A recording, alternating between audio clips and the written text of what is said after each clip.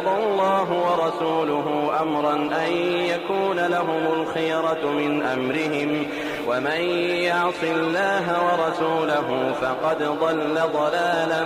مبينا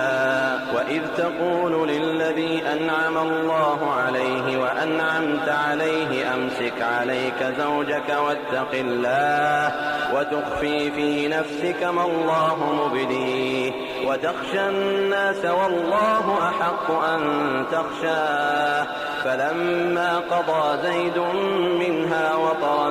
زوجناكها لكي لا يكون على المؤمنين حرج في أزواج أدعيائهم إذا قضوا منهن وطرا وكان أمر الله مفعولا ما كان على النبي من حرج